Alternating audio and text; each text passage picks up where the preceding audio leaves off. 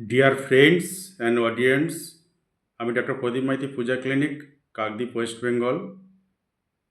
আশা করি আপনারা সবাই সুস্থ আছেন, ভালো আছেন। আজ যে বিষয় নিয়ে আলোচনা করব, আমাদের মানব শরীরে কিডনি বা বৃক্ক একটি অতি মূল্যবান অর্গান। আমাদের কিছু ভুলের কারণে এই কিডনি ক্ষতিগ্রস্ত হতে পারে। যেমন আমরা যদি ডাক্তারবাবুর পরামর্শ না মেনে বাজার থেকে বা বাজারের দোকান থেকে মুড়ির মতো ব্যথা বেদনা নাশক যে পেন কিলার ট্যাবলেটগুলি রয়েছে গ্রহণ করি, অতিরিক্ত খাওয়ার ফলে বা গ্রহণ করার ফলে কিডনি বিকল হওয়ার সম্ভাবনা আছে। তাই আপনারা সাবধান হয়ে যান। ডাক্তারবাবুর পরামর্শ মতো আপনারা প্রয়োজনে পেন কিলার বা ব্যথা বেদনা নাশক ট্যাবলেট বা ক্যাপসুল গ্রহণ করবেন। এবং আরেকটি অতি প্রয়োজনীয় খাদ্যবস্তু যেমন লবণ। এই লবণ যদি অতিরিক্ত বেশি খাওয়া হয় বা তরকারিতে গ্রহণ করা হয়, সেক্ষেত্রে আমাদের কিডনি বিকল হওয়ার সম্ভাবনা প্রচুর রয়েছে। তাই আপনারা প্রয়োজন মতো লবণ গ্রহণ করবেন।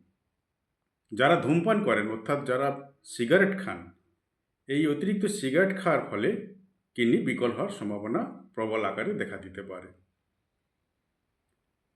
এবং এই ধূমপান ছাড়াও মদ্যপান, অর্থাৎ যারা নিয়মিত প্রয়োজন অতিরিক্ত অ্যালকোহল গ্রহণ করেন, তাদেরও কিডনি বিকল হওয়ার একটা সম্ভাবনা রয়েছে।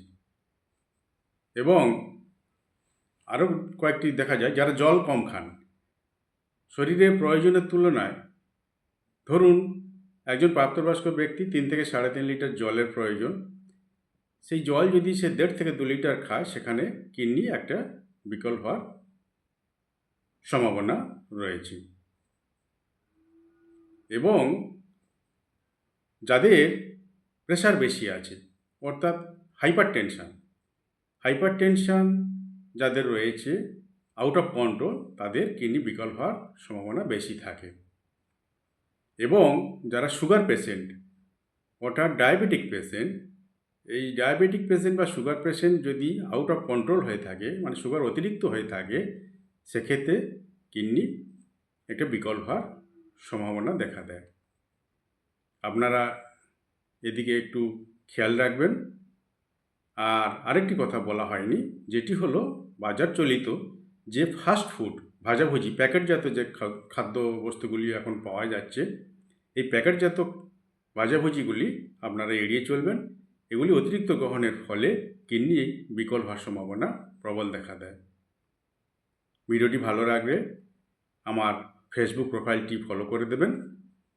এবং যারা ইউটিউব থেকে দেখছেন, আমার PRADIP প্রদীপ মাইতি 1236 এই ইউটিউব চ্যানেলটি সাবস্ক্রাইব করে দেবেন, পাশে থাকবেন। সবাইকে অসংখ্য ধন্যবাদ। নমস্কার।